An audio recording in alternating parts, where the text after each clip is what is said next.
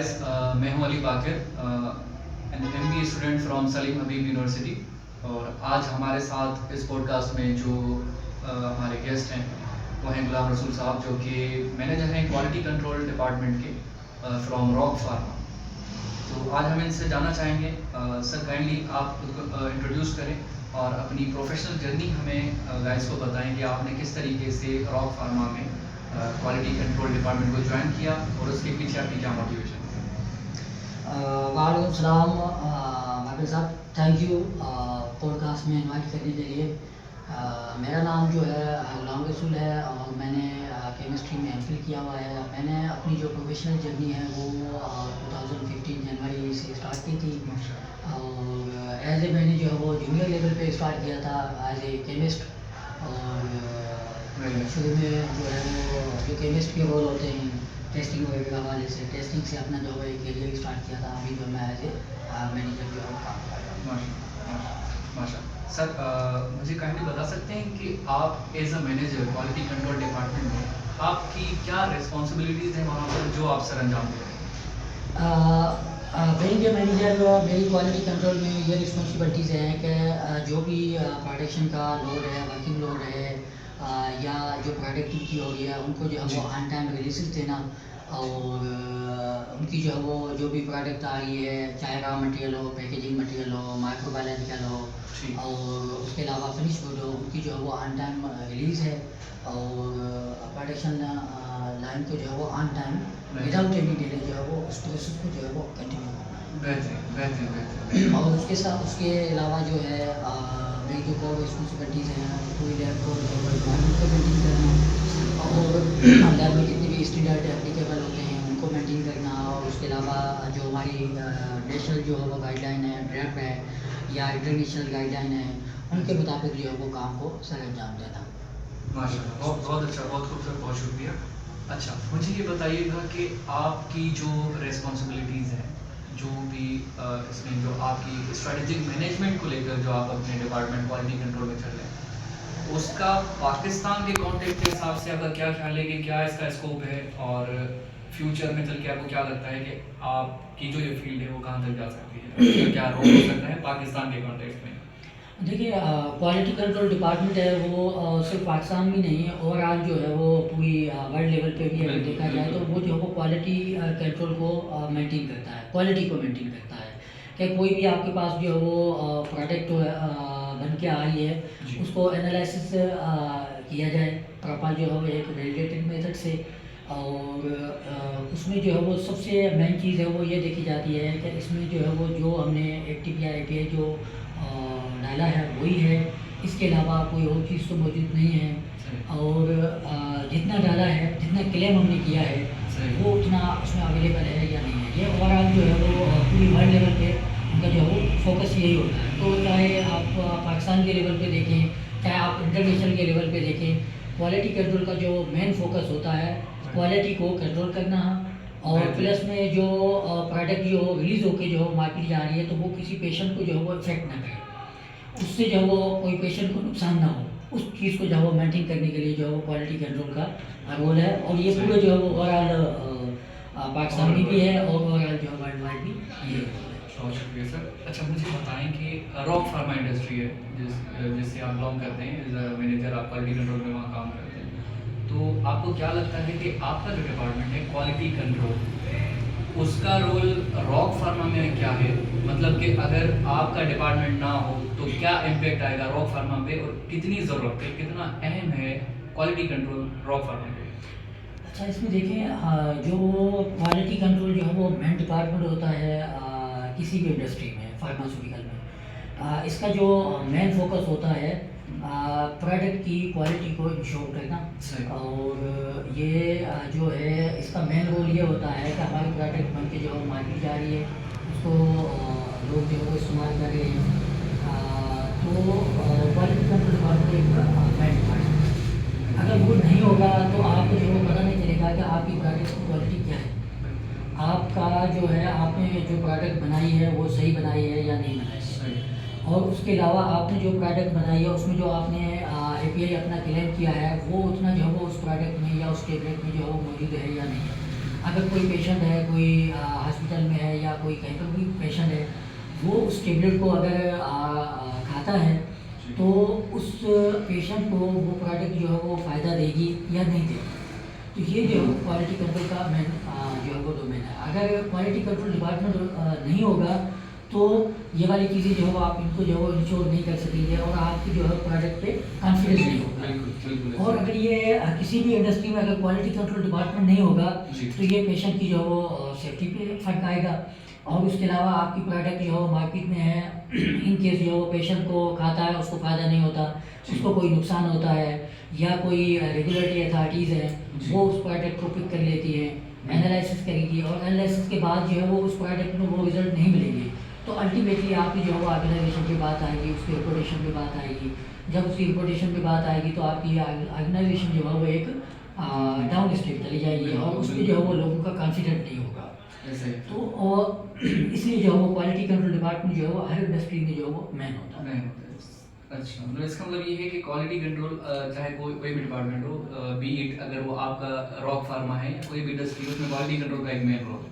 Quality control का man role. बहुत बेहतरीन। अच्छा सर, मुझे बता सकते हैं कि आप जो क्वालिटी कंट्रोल में जो काम करें, जो आपकी रिस्पॉन्सिबिलिटीज़ हैं और जो कि आप समझते हैं कि इतना मेन है, पिलर है ना एक हर इंडस्ट्री में, तो आप जी। मुझे बता सकते हैं कि क्या टूल्स हैं जो आपकी हेल्प कर रहे हैं, लाइक कुछ सॉफ्टवेयर्स हैं, कोई ऐसी चीज़ें हैं, कोई इक्विपमेंट्स हैं जिनसे आप क्वालिटी कंट्रोल में उनसे हेल्प लेते हैं, जो असिस्ट करते हैं आपको, वो काइंडली बताएं अगर पब्लिक जानना चाहे। बिल्कुल क्वालिटी कंट्रोल डिपार्टमेंट में बहुत सारे इक्विपमेंट यूज़ होते हैं और उन इक्विपमेंट से रिलेटेड सॉफ्टवेयर होते हैं और उसके अलावा जो है उन सॉफ्टवेयर से जो डेटा जनरेट होता है वो डेटा हम जो है वो अपना एक अलग सॉफ्टवेयर होता है क्वालिटी कंट्रोल का, उसमें जो है वो इनकॉर्पोरेट करते हैं और फिर वहाँ से हमारे जनरेट होते हैं।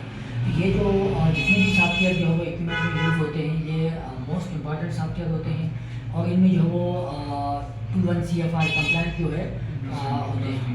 21 CFR कंप्लाइंट ये होता है का कोड ऑफ फेडरल रेगुलेशन, ये एक FDA की जो गाइडलाइन है उसके मुताबिक होता है कि आपका जो भी इलेक्ट्रॉनिक डेटा है वो जो है वो उसमें आप अमेंडमेंट नहीं कर सकते, आप उनको जो है वो डिलीट नहीं कर सकते, आप जो है वो उनको मॉडिफाई नहीं कर सकते, आप उनको हाइड नहीं कर सकते और आप उसमें जो है वो किसी भी किस्म की अमेंडमेंट करेंगे तो उन सब का जो रिकॉर्ड होगा वो उसमें अवेलेबल होगा कि आपने जो है वो इनमें क्या क्या डेटा जो है वो आपने अमेंडमेंट किया है और जो अमेंड किया है वो जस्टिफाइड है या नहीं है। अगर जस्टिफाइड नहीं है तो आप जो है वो उसको डेटा को आप जो है वो बैंक की टेस्टिंग के लिए यूज़ नहीं कर सकते।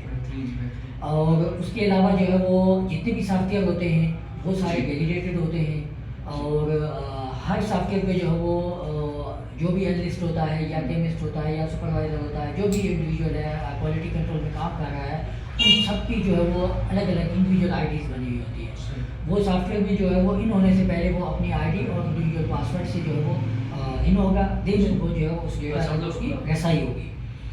और उसके अलावा हम एक और भी चीज़ होती है कि पासवर्ड जो है वो उसकी भी पॉलिसीज़ होती है कि आप पासवर्ड को जो है वो कितने दिन के बाद जो है वो चेंज जो है वो सॉफ्टवेयर आपसे जो है वो मांगे। ये भी एक बहुत बड़ा इंपॉर्टेंट होता है क्योंकि अगर सॉफ्टवेयर की ये पॉलिसीज नहीं होगी तो अगर आपका पासवर्ड जो है वो इन केस किसी को पता चल जाता है, ठीक है, तो आप उसको जो है वो उसको भी पता होगा, आपको भी पता होगा, वो आपकी जो है वो आईडी से जाके कुछ यूज़ कर सकता है, जी डेटा ब्रीच हो सकता है। जी। सही। अच्छा, मतलब है कि आपका जो भी स्टाफ है, इसका मतलब है कि आपके हर स्टाफ के पास एक अपना सेफ क्रेडेंशियल्स है जिसके तरीके से वो आपके जो सॉफ्टवेयर हैं वो यूज़ कर सकते हैं, ऐसा ही है? जी ऐसा ही है, बिल्कुल ऐसा है। जी सर, मुझे बता सकते हैं कि आपकी जो क्वालिटी कंट्रोल डिपार्टमेंट है और जो आपकी रिस्पॉन्सिबिलिटीज़ हैं, तो पाकिस्तान के इस माहौल में स्पेशली आप कराची में जॉब करें, रॉक फार्मा कराची में ही बेस्ड है, तो क्या चैलेंज आते हैं आपको आपकी रिस्पॉन्सिबिलिटीज़ को जो है वो निभाने में क्वालिटी कंट्रोल?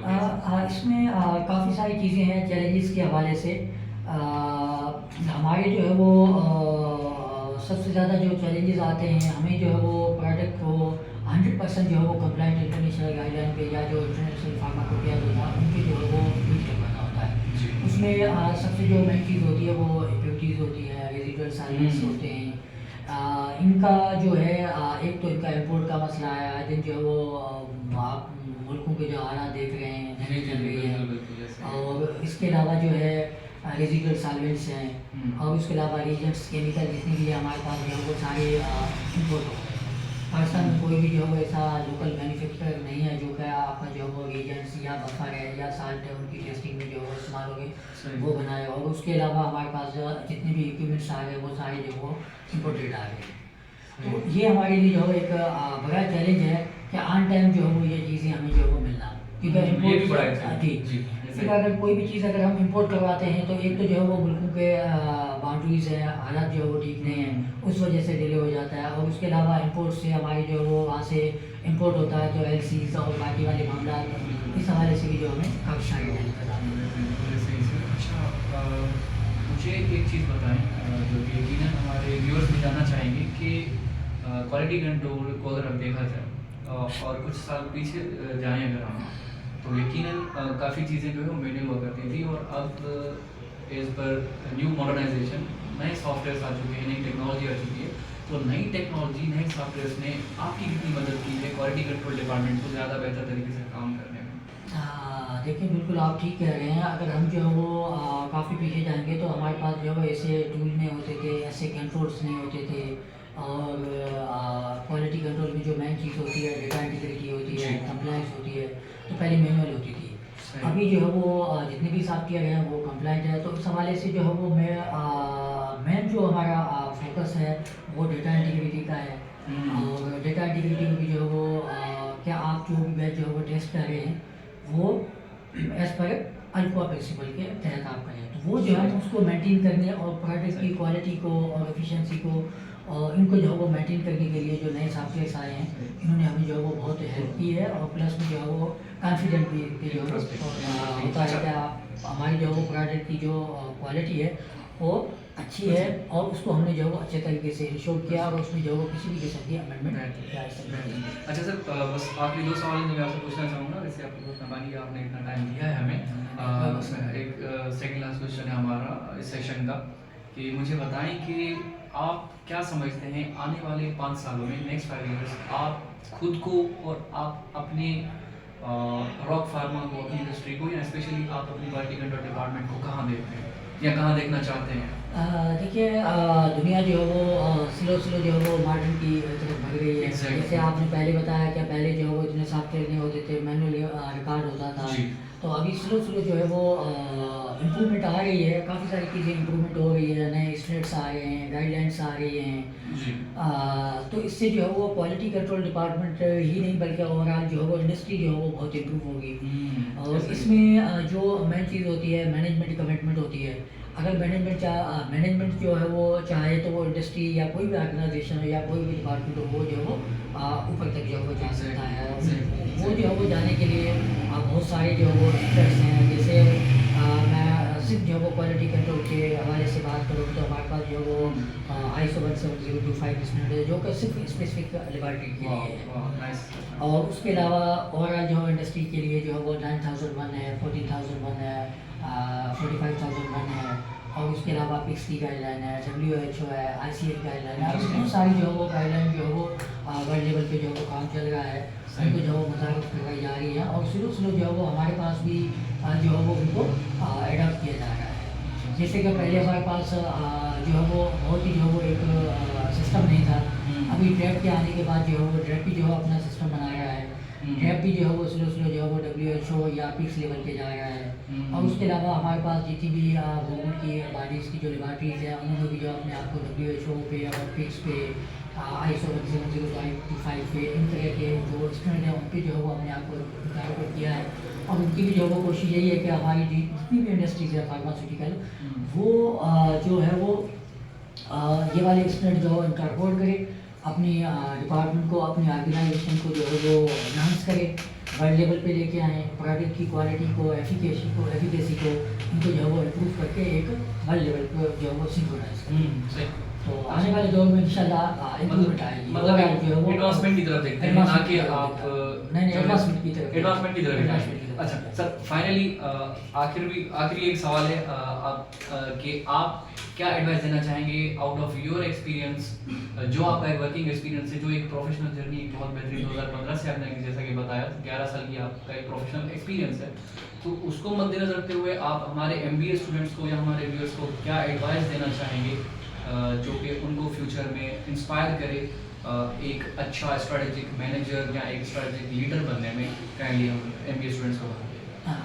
बिल्कुल आप ठीक है रहेगा। एमबीए जो होता है वो मोस्ट इम्पॉर्टेंट होता है, ये आपकी एक प्रोफेशनल और टेक्निकल जी, डिग्री है। सही है, अगर एमबीए का स्टूडेंट जो है वो किसी भी जो हो, चाहे डिपार्टमेंट हो, चाहे क्वालिटी कंट्रोल में भी हो, चाहे क्वालिटी एश्योरेंस में हो, चाहे सप्लाई चेन में हो, प्रोडक्शन में हो, किसी भी डिपार्टमेंट में, सही है। तो सबसे पहले कोई भी जो है वो काम कर रहा है या कोई भी चीज़ जो है वो इंतजाम कर रहा है, तो सबसे पहले उसकी जो है वो कास्ट इफेक्टिवनेस, इस तरह की जो है वो चीज़ें देख के फिर जो है वो उसको इम्प्लीमेंट करें और एडवांसमेंट की तरफ जाए और जो भी जो है वो काम करे या कोई भी जो है वो टेक्नोलॉजी है या कोई भी किसी भी तरह की जो है वो चीज़ें हैं, उनकी जो है एक फोरकास्ट लगे और उसी हिसाब से जो है वो उस डिपार्टमेंट को लेकर चले आप जो है उस तरह बहुत शुक्रिया सर आपका कि आज आपने हमें टाइम दिया और यकीनन एमबीए स्टूडेंट्स ने भी आपकी इन टीचिंग से काफ़ी